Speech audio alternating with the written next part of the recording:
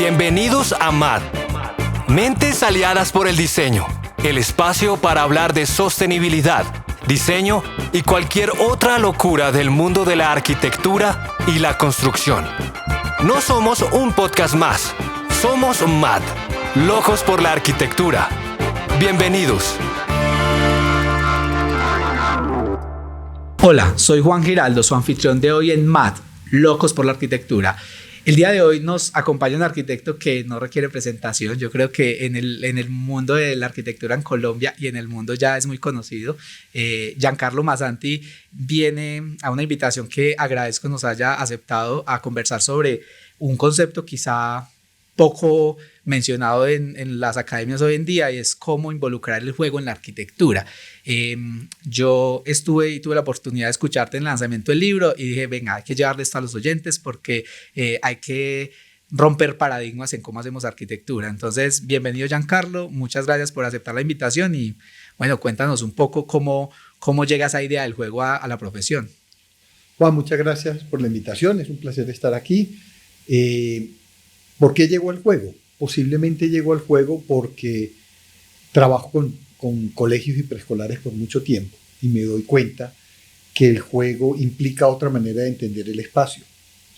Y inicio con los niños, inicio con los adultos y me doy cuenta que es que el juego es una cosa mucho más profunda, que está más allá de lo que significa la infantilización del juego. O sea, cuando hablo de juego, dejemos de pensar en los niños. Obviamente el juego es un acto infantil en su esencia, pero los adultos también hemos jugado y jugaremos toda la vida. Pero no es ese juego infantil, o sea, no es brincar, no es hacer piruetas, es entender que el mundo y el trabajo y el juego son los dos grandes elementos que han organizado el mundo desde hace muchísimos siglos. Ya, entendiendo el juego como esa perspectiva de no infantilizarlo, sino como podríamos decir todo el tiempo jugamos de maneras diversas, cómo, si lo aterrizamos de una vez a la arquitectura, cómo el juego puede influir en el diseño para fomentar la interacción social o la creatividad de quien habita esos espacios. Antes de responderte esa pregunta, creo que en el libro que publiqué hay un capítulo que es importante, es que se vive, se juega. Y en el capítulo de se vive, se juega, hay una frase de Bataille que me parece que organiza todo el libro. Y para eso tendría que leerla. Bataille dice, y me parece que es fundamental leer este pedacito del libro, porque aquí se organiza el libro. El libro se organiza en dos grandes frases iniciales. La primera es esta de Bataille y al final una en el capítulo de un mundo en común, que es Carlo Sino, un filósofo italiano. Dos acontecimientos decisivos han marcado el curso del mundo. El primero es el nacimiento de los utensilios o del trabajo. El segundo, el nacimiento del arte o del juego. Los utensilios se deben al Homo faber, aquel que, sin ser ya animal, tampoco era por completo el hombre de hoy. El arte comenzó con el hombre actual, con el Homo sapiens y con el juego. Sin juego no hay arte. Y yo creo que esa frase es fundamental para entender realmente lo que significa el juego. Es una cosa mucho más trascendental, mucho más profunda de lo que todos creemos. Por lo general a uno de joven le dicen, ay, qué maravilla de niño, qué niño tan creativo, qué niño tan maravilloso, tiene 20.000 ideas. Pero cuando se vuelve adulto, la creación se vuelve un problema, porque la creación es una manera de transgredir el mundo que habitamos, y por lo general es transgredir el mundo del trabajo. Claro, porque te sales como del estándar. Mira que en esa frase que acabas de leer se me viene a la idea de pronto esa idea como histórica de la arquitectura forma-función, siempre peleando que si la forma sigue la función o la función sigue la forma, pero al final siempre la función siendo radical en la arquitectura tiene que ser de esta manera. Se puede hacer un paralelo con lo que acabas de mencionar de ser tan utilitarista como la herramienta y no el arte. El juego es la crítica al utilitarismo, a la eficacia y a la productividad que vivimos actualmente. De esa manera el juego lo que hace es una crítica profunda a la función.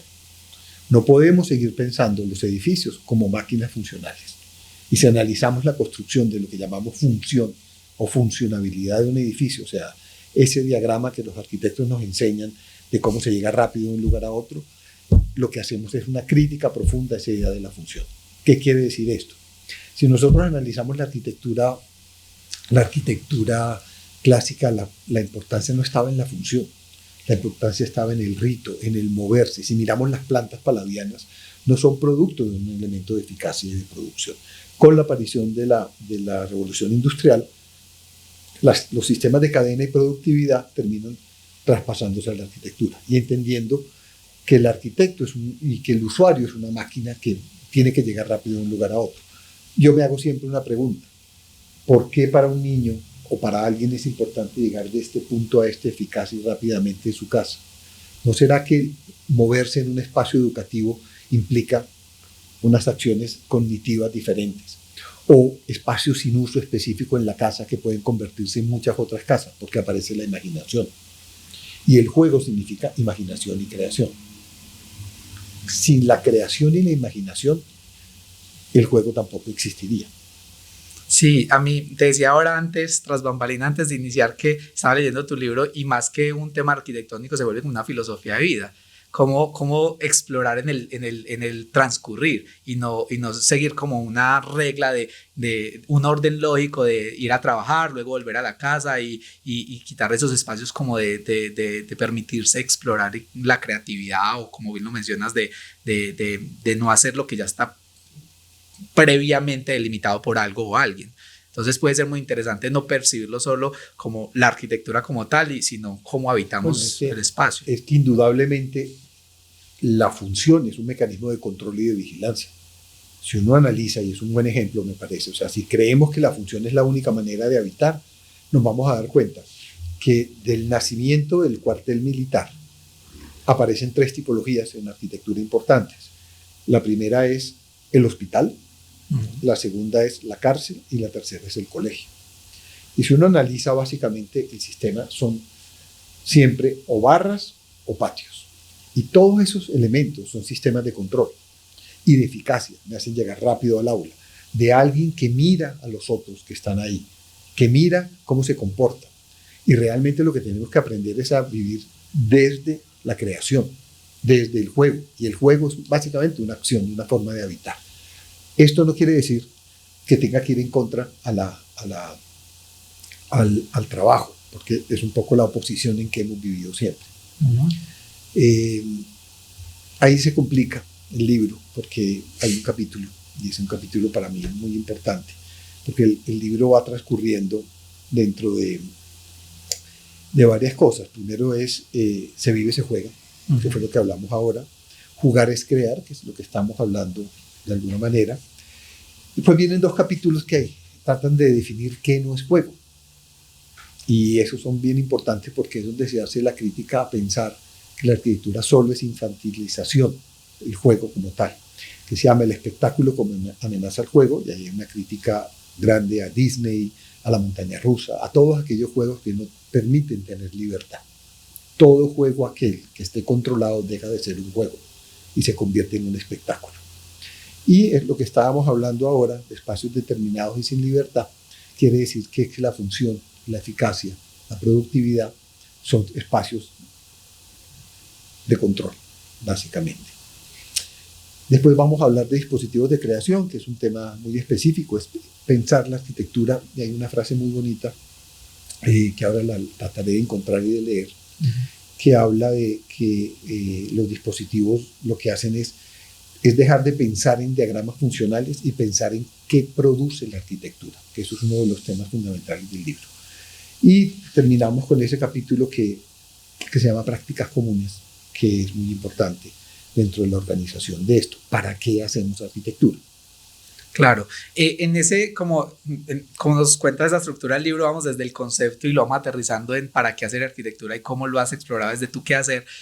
A mí me entra una duda que quisiera como indagar aquí contigo de qué factores influyen en ese desarrollo para que la arquitectura permita el juego. Como hay variables como ambientales, como la luz, el aire, quién lo va a habitar, cómo imaginar esos escenarios, cómo ha sido tu proceso en ese sentido para que tu arquitectura permita el juego. Lo primero es entender que el usuario no es alguien que se controla, sino que el usuario es un agente creativo. Y cuando hablo de que es un agente creativo es que la arquitectura tiene que estar abierta a la transformación, al cambio, a otra manera de habitar que no es necesariamente la organización y la función como tal. Entonces yo creo que ahí radica una parte importante del libro, es entender que el juego es creación y que el usuario es un actor creativo. Joseph Beuys, para mí de los artistas más importantes del siglo XX, decía cada persona es un artista en potencia. Y cuando hablo de artista en potencia no es que pinte, dibuje y haga escultura, es cómo habitar desde la creación, que es lo que estaba hablando. Y ahí se vuelve fundamental una palabra que es la curiosidad. Es cómo habitar desde la curiosidad. Y si nosotros somos capaces de habitar desde la curiosidad, que es una acción infantil, pero eso nunca se pierde, significa poder comenzar a mirar, ve cómo funciona este micrófono, cómo es este elemento, siempre estar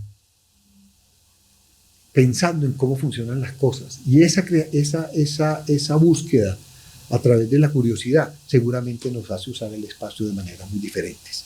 Voy a leer un pedacito. Vale. Que se llama Espacios abiertos a la imaginación.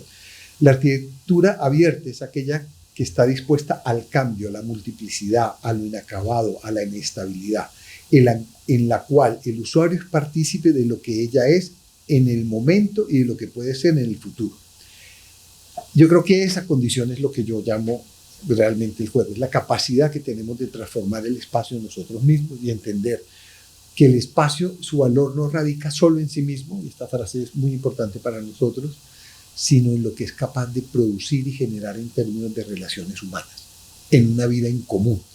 Entonces, ahí aparece ese capítulo final que ahora leeré un par de pedacitos de él, pero es eso, ¿para qué hacemos arquitectura? Y hacemos arquitectura para construir una vida en común entre todos nosotros, es aprender a vivir juntos dentro de nuestras diferencias, como dice Marina Garcés en un libro bellísimo que se llama Escuela de Aprendices. Sí, se vuelve un proceso de co-creación al final, porque el arquitecto plasma hasta un punto y termina en la obra, y se vuelve una perspectiva muy interesante de no pensar que toda obra está acabada cuando la entregan y la inauguran, se vuelve como mutable y versátil. Sí, pero digamos que el inacabamiento no significa dejar pedazos sin construir. El inacabamiento es la capacidad de tener espacios que yo llamo inútiles, posiblemente. Y hay un libro bellísimo que ojalá todos los leyeran que se llama La utilidad de lo inútil, de Nuccio Ordini, que es un profesor del sur de Italia, de la Calabria, posiblemente la zona más pobre de Italia, que habla que esa utilidad de lo inútil es posiblemente lo que ha construido nuestra cultura y nuestra forma de vivir. Y plantea que la sobreinstrumentalización de la educación que vivimos hoy en día está olvidando esos saberes inútiles. Porque todo en la universidad y todo en la vida es un instrumento para. Si no sirve para algo, mejor lo podemos ir olvidando lentamente. Como me dijo una vez un sobrino, ¿y eso para qué sirve? ¿Sí? La poesía. Y Nuccio Ordine decía, la poesía, la literatura, la filosofía, ¿para qué sirve? Son la esencia del ser humano. Claro. Y eso es lo que yo llamo dentro de la arquitectura los espacios inútiles, entre comillas, espacios abiertos para que sea otro quien los termine de construir, pero no necesariamente desde el punto de vista material como tal. Entiendo. A mí se me vino leyendo tu libro un par momentos esta frase de Le Corbusier que hablaba de que la arquitectura es un juego de volúmenes bajo la luz. Es una perspectiva diferente, no es el juego como tal como tú lo planteas, pero la palabra juego me conectó. Y digamos que a mí me parece que la luz termina incentivando o a percibir el espacio de diferentes maneras. También lo puedo ligar a los materiales que permite esa exploración de cómo la luz pasa sutilmente, y me acordé de la presentación de tu libro de el muro que no es muro sino que es un espacio habitable, si lo estoy mencionando bien, que fue un proyecto que planteaste en algún momento. Entonces, ¿cómo quizá en esta exploración, y no desde lo material, sino desde elementos quizá no tangibles como la luz, has explorado en algunos proyectos, o si ves la luz como una herramienta para dar esa apertura a la creatividad? Yo creo que Corbusier no lo ve como un problema fenomenológico, sino lo ve más como un problema objetual. Ya. Entonces se entiende que la arquitectura es mucho más un objeto, entonces es un objeto que se manipula, que se transforma de muchas maneras. A mí me interesa el juego más como lo plantea Cedric Price, que es un inglés que poco conocemos en Colombia, posiblemente para mí uno de los arquitectos que más me ha influenciado, y tiene que ver el juego como una acción. O sea, vuelvo y reitero, el valor está en lo que se produce, en lo que se genera. Entonces, es una condición performativa. Y ahí aparece una palabra importante en el libro, que es performatividad. Creo que hemos pasado de una arquitectura objetual, el objeto puesto en una mesa, en un objeto para ser visto. Obviamente que la visión tiene una condición de juego y las sombras tienen una condición de juego maravillosa porque producen atmósferas y efectos. Pero hemos pasado más a una arquitectura de la acción, del evento, de la performatividad. Voy a leer un pedacito que lo explica de una manera mucho más precisa lo que estoy tratando de decir. Se puede entender el concepto de lo performativo desde el arte. El arte performativo se distingue de lo objetual en que no se centra en la forma de lo que representa, sino que se expresa en las relaciones humanas y sociales, en cómo se interactúa con ellas.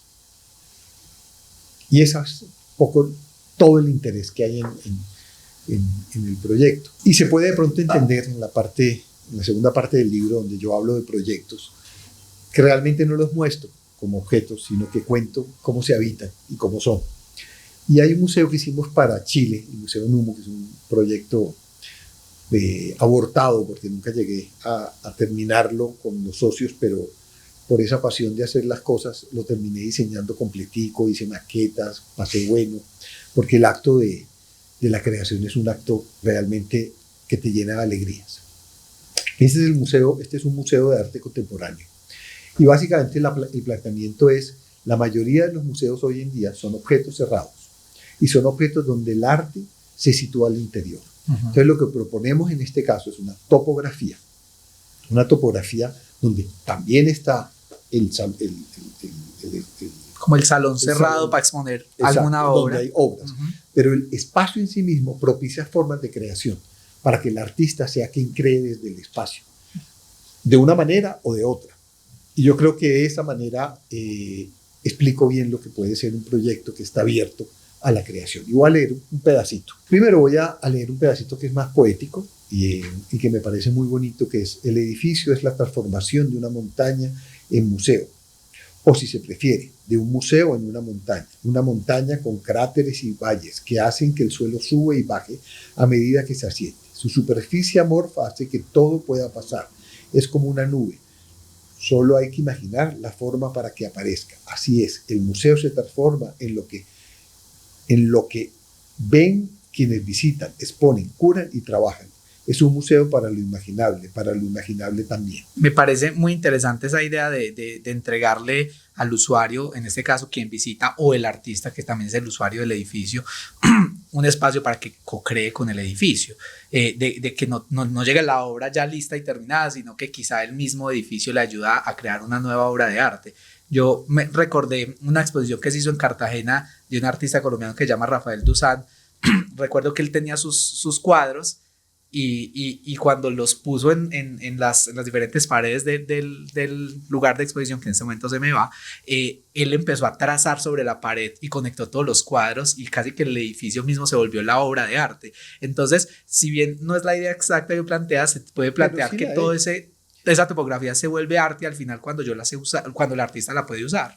Sí la es, porque es que el artista hoy en día no solamente es un artista plástico, que sí lo sigue siendo, sino que la mayoría de los artistas, cuando llegan a intervenir en un museo, y el ejemplo claro lo tengo con un artista con el cual he trabajado, que me parece para mí uno de los grandes artistas colombianos, y para mí ha sido un maestro, que es Nicolás París. Nicolás, en un proyecto en México que nosotros le ayudamos, lo que hace es llegar y con el espacio construye la obra, que es exactamente lo que me acabas de contar. Entonces, si el espacio no es aquel espacio vacío para poner un objeto, sino que el espacio propicia cosas, y por decir algo es una concavidad,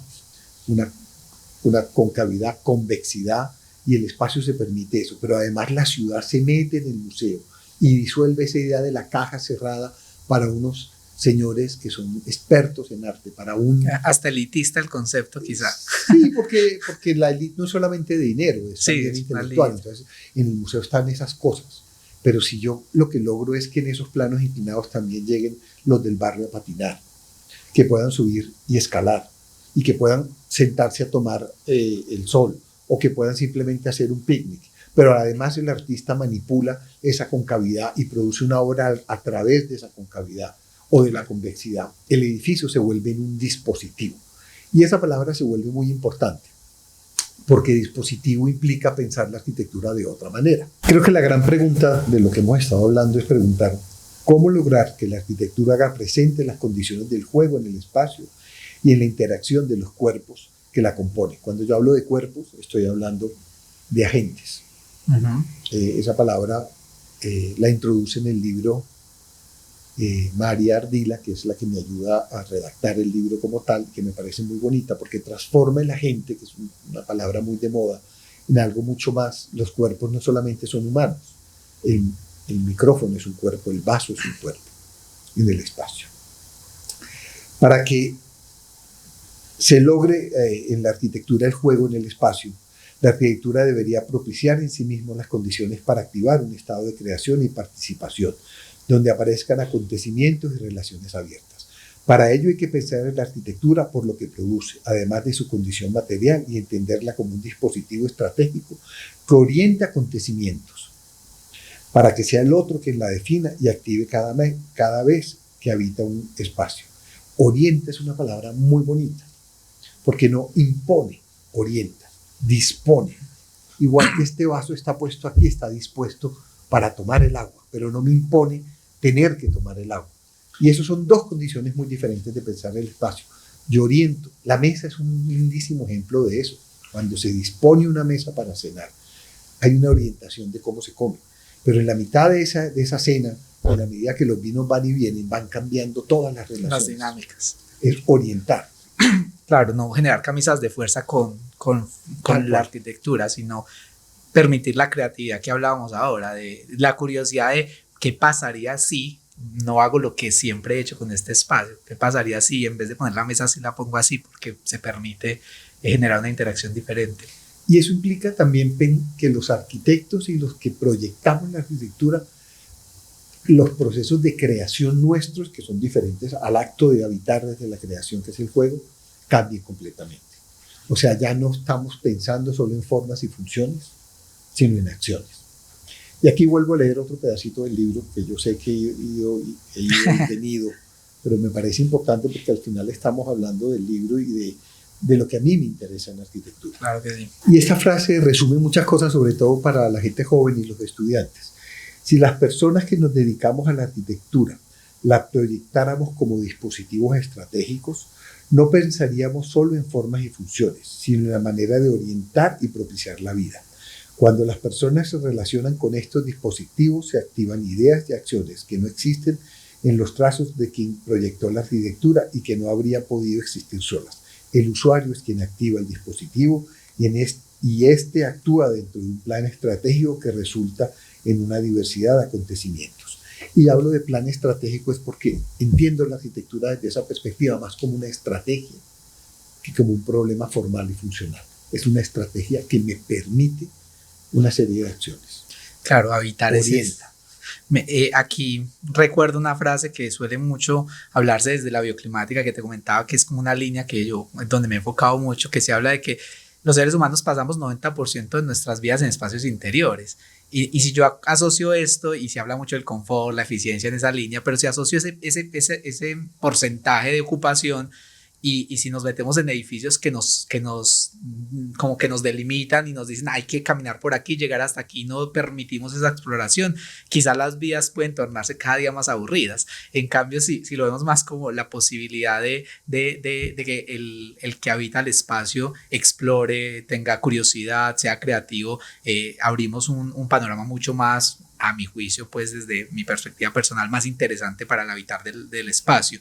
Y bien lo decías como en esa frase que acabas de leer de cómo esa posibilidad de que el usuario al final abra desde su mente a las posibilidades en el espacio o en el edificio como tal, va a llegar a algo que el diseñador nunca hubiese llegado seguramente, por la diversidad de mentes que tenemos, pues al final todos pensamos y vivimos diferentes.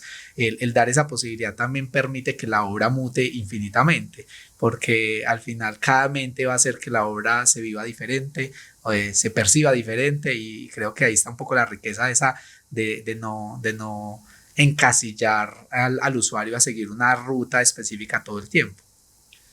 Yo creo que estás tocando un tema que me interesa mucho, que es como un proyecto, la manera de pensarlo no es solamente lo que es, sino lo que puede llegar a ser. Y en el devenir de las cosas, el devenir de los materiales, el devenir de las acciones. Deleuze lo llama dispositivos de creación, pero cuando habla de dispositivos de creación, lo que está hablando es de ese concepto que él tiene, que es el rizoma, que es algo que produce una cosa y se abre y se abre. Y llega un momento en que eso se vuelve una cosa completamente diferente a quien la pensó inicialmente. Pero hablabas también de la relación interior-exterior, y yo creo que hay un tema maravilloso que implica repensar sobre todo la arquitectura cuando aparece el aire acondicionado. El aire acondicionado tiene una condición muy triste, es que desarticula la naturaleza con la vida. Y yo, que soy barranquillero y que ahora estábamos haciendo un proyecto para un colegio en Barranquilla y todo estaba planteado de aire acondicionado, y comencé a mirar a los chicos, no tienen ninguna relación con esa infancia mía donde teníamos aire acondicionado en el cuarto, posiblemente para dormir bien, pero que durante el día vivíamos con la naturaleza. Entonces yo les preguntaba por animales, por mariposas, no las conocían, no sabían que era un paco, no sabían cómo era un lobito rey, lo que significaba cierto tipo de plantas. Entonces ese confort extremo al interior del espacio Limita. fractura completamente la relación con el exterior.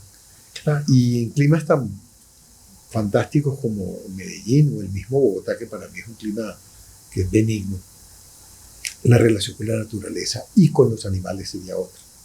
Claro, esa idea del aire acondicionado que al final te obliga a cerrar en un edificio hermético, termina pasando quizá algo parecido a lo que hablábamos ahora del museo encerrado, y las personas se olvidan obras de arte que no interactúan con nada. Los chicos no conocen la naturaleza. Claro, se pierde una interacción con la vida al final. La vida es más que estar en un espacio encerrado, sino cómo permitir cómo sería ese equilibrio. Sería la pregunta para un diseñador. Vamos a equilibrar esto, y quizá, como lo dices, el espacio más importante, quizá un aula de clase por X o Y, sí, pero de pronto hayan espacios de transición de unos patios para, no sé, salones didácticos que permitan esa interacción más fluida, porque es... El problema en el Caribe siempre es la humedad. Al final el calor no es lo grave, pero en el Caribe hay 4 o 5 meses donde la brisa se lleva la humedad y perfectamente se podría evitar sin el aire acondicionado. Y yo creo que nos acostumbramos a ese aire, que además no tiene niveles de confort porque es helado. Sí, y entonces es frío, no confort. Estamos pidiendo aire todo el tiempo, pero se pueden encontrar estrategias. Obviamente en esos días de humedad máxima el aire ayuda, pero cómo relacionarnos de otra forma tiene sentido. Claro que sí.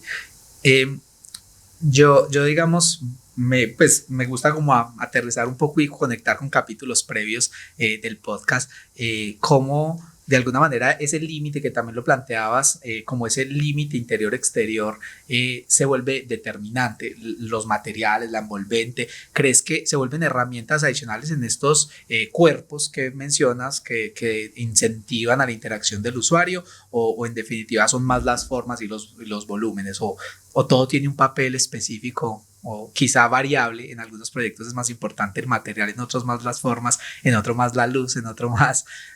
Depende mucho de cómo entendamos ese punto de contacto entre interior y exterior.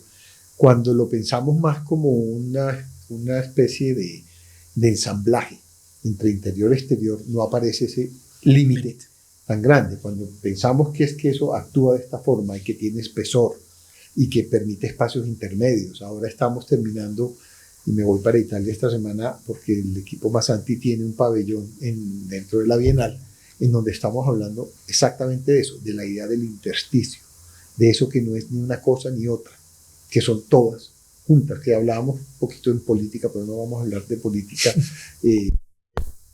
es cómo articular todas las diferencias. Cuando las articulas y las entiendes más como un ensamblaje, siguen siendo una que puede convivir con otra, pero se ensambla. No se disuelve. Yo quisiera, como para ir aterrizando ya en el tema tiempo, que nos contaras cómo ha sido como esta este fluir tuyo desde este concepto, los proyectos que ya nos has mencionado varios, en el mercado que cada vez se vuelve más, yo qué sé, la productividad, costo-beneficio. A mí se me vienen ideas por ejemplo, edificios de apartamentos bajo este concepto, nada que ver, porque es metro cuadrado, la mayor cantidad de metros cuadrados en el mínimo espacio posible para ganar, pues, un tema capitalista netamente, pero como desde tu experiencia y demás, ves la posibilidad de involucrar quizá parcialmente o progresivamente el juego o esta interacción espacial con los usuarios en estos edificios que a veces se vuelven como fotocopias unos de los otros. ¿Cómo puede uno entrar ahí? Pero eso está cambiando. Si usted mira, y en Medellín se ve mucho y en Río Negro también, los edificios hoy en día ya no son solo una cantidad de espacios eficaces, que seguramente no tienen que ser para que el negocio sea factible, pero están llenándose de otras vidas, de vidas en comunidad. Entonces aparecen centros. Ahora estaba haciendo un edificio en Panamá que el developer me pareció muy interesante porque planteaba de cómo meter la ciudad dentro del edificio. Entonces, como hay un quinto piso, una calle comercial, cosa que ya había hecho Le Corbusier en la unidad habitacional, pero eso lo convierte en un elemento de venta. Entonces, ahí hay que entender un poco, porque esa calle tiene peluquería, tiene una cosa para jugar bolos, pero no necesariamente es para los habitantes del edificio. Entonces, digamos, se convierte en un espacio que articula comunidad, el lugar para había un ejercicio divertidísimo, unas cápsulas de oxígeno para descansar. Habían los lugares para tener los gatos y los perros de todo el edificio. No, terrazas también. Un poco de todo. Es un poco esa condición que se articula. Seguramente siguen habiendo proyectos en donde no importa eso, pero eso los hace comercialmente mucho más fácil de vender, porque ahora el problema no es solamente a cuánto vendo, sino si lo vendo. Claro, y tengo que convencer al público de alguna manera, y esto se vuelven diferenciadores. Claro, entender la arquitectura no solo como la unidad habitacional, que es donde vas a estar, sino que te ofrece algo cerca del mismo proyecto. Claro, lo capto. Yo, digamos que acá ya creo que ya se hizo un barrido completo de las diferentes temas de cómo poder involucrar el juego en la arquitectura, o qué es ese concepto de juego que quieres plantear. El juego es una cosa mucho más profunda que eso que llamamos juego brincón infantil. Sí, yo quiero decir que a mí me gustó mucho la frase con la que inicias el libro, y también tu presentación, que fue con la que captaste completamente la atención. Fue como, ve, esto suena interesante, y yo me voy a tomar el atrevimiento de leerla, porque también da una perspectiva, como lo decía previamente, no solo desde la arquitectura, sino desde la vida, de cómo permitirse ser curioso, permitirse explorar continuamente, no dar por sentado nada, y no solo en la arquitectura, sino en cómo habitábamos, cómo compartimos con los demás. Y es como, voy a leer textual: sí, jugar es la actividad práctica más parecida a la contemplación. Si uno juega en serio, no solo juega por entretenerse, qué verbo, o matar el tiempo, qué crimen. Jugamos porque jugar tiene más sentido que trabajar. Y a mí esa frase me hizo mucho sentido, porque a veces en el mundo de hoy se habla mucho de el trabajo exitoso para llegar allá, y quizá se sacrifican cosas de vida o tranquilidad o plenitud en la vida, si nos vamos a conceptos más filosóficos, porque se ve como el trabajo algo negativo. Pero si uno involucra el juego en el trabajo, que es lo que entiendo un poco desde toda esta perspectiva, jugar mientras se hace, no solo para el que lo va a habitar, sino en el proceso creativo también se vuelve un juego.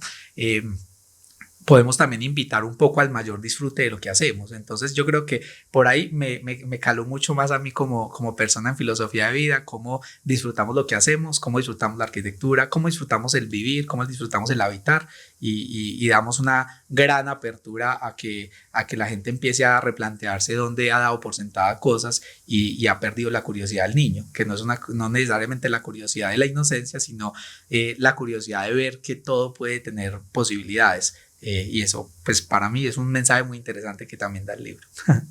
Y eso que acabas de decir, como para terminar, me parece muy bonito, porque seguimos creyendo que el progreso genera bienestar, y el progreso es importante, pero el bienestar significa articular el trabajo y el juego a la vez, y eso implica la construcción de una vida con otras cosas que están más allá. Como las cosas inútiles. como las cosas inútiles que son no tan son importantes, como la filosofía, la literatura, la poesía. Seguramente seríamos incapaces de habitar el mundo sin ellas. Perfecto, bueno, yo creo que ahí se habló de un poco de todo. Si tienes algún mensaje final para nuestros oyentes o dónde te pueden encontrar en redes y demás, pues seguramente ya muchos lo saben, pero no sobra el aviso parroquial.